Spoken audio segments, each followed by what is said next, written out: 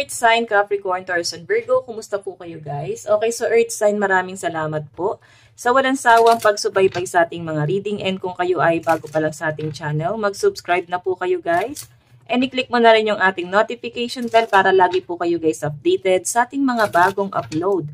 So yun guys, pasensya na po no, hindi tayo nakagawa ng video kahapon. Hindi pala ako nakagawa kasi puyat ako guys. Napuyat ako dun kakaantay sa kung sino ba nanalo. So ayan guys, congrats po sa mga nanalo and sa mga natalo. I hope na maging magaan na ang inyong kalooban. Siguro merong mas magandang plano sa atin sa universe kung bakit ito yung binigay nila sa atin, no? So lagi lang tayo guys think positive.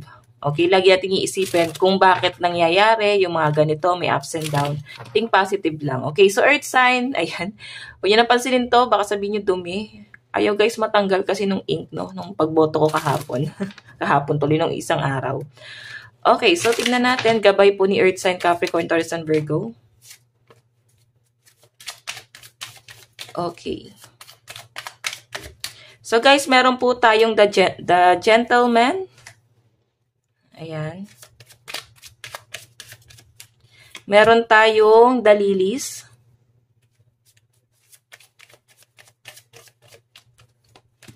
Meron tayong the Grave.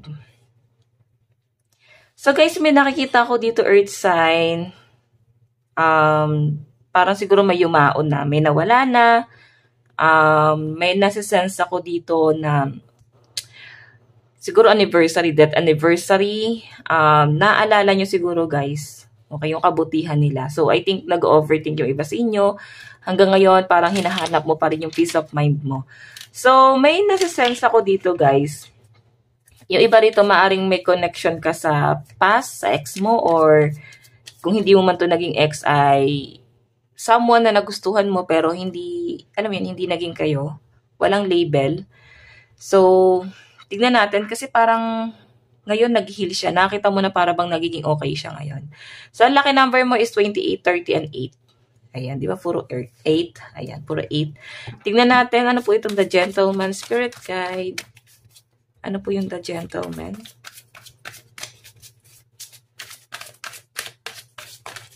Meron po tayong 4 of Cups. Meron tayong Judgment.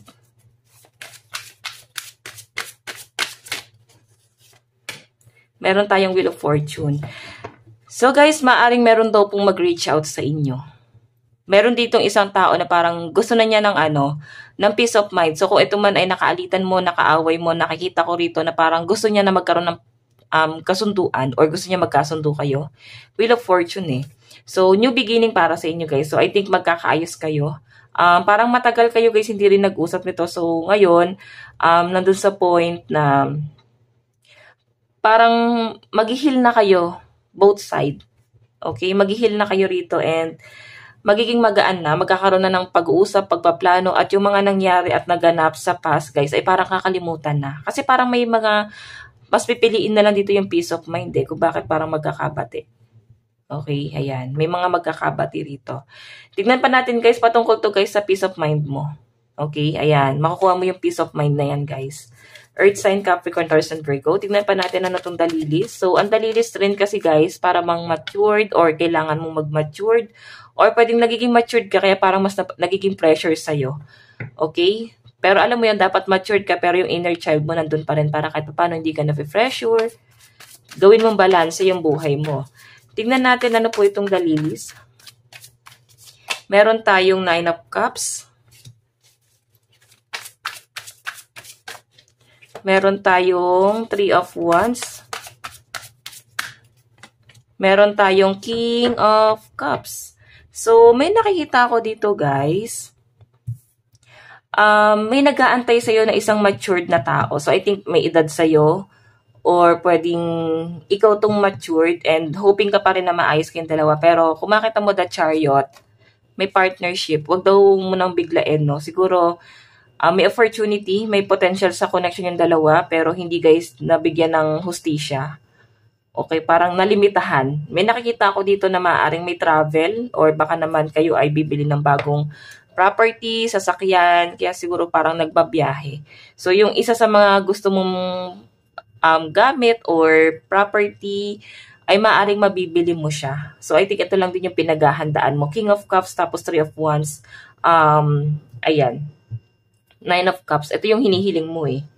May pag-aantay ka, so I think itong pag-aantay mo ay matatapos na itong pag-aantay mo. Makukuha mo na yung bagay na gusto mo. Earth sign. Okay, tignan natin ano itong The Grave. So, mag-ingat lang guys. No? Medyo ano ko dyan. Pero Nine of Diamond yan. Maganda naman yan. The Grave, meron tayong Judgment. Maraming against sa mga decision mo sa buhay, Earth sign. Meron tayong Page of Swords. Meron tayong, di ba, maraming against dito sa mga decision mo. May mga kumokontra. May nakikita ko guys na maraming hindi kampante sa mga nangyari or hindi kampante sa mga desisyon na ginagawa mo dito guys. So I think kailangan mo ng pagbabago din sa buhay. Okay? Kung ano man itong pagbabagong gagawin mo sa buhay mo, siguro makakabuti ito sa'yo kasi gusto mo ng pagbabago eh. So, guys, mas maganda siguro na magpahinga ka muna. Medyo mabigat na yung mga pinagdaanan mo. Ito yung na-feel mo eh, parang feeling mo living dead. Ganon yung na-feel mo. Okay? So, focus ka muna sa stability mo, Earth sign. May conflict din pagdating sa connection nyo ng person mo. Okay? Pero may pag-uusap naman. Pero yun nga lang guys, medyo mas nakakabigat sa kalooban mo yung pag-uusap. Kasi may pagtatalo rin eh. Okay? So, tingnan natin. Pagdating sa love life mo.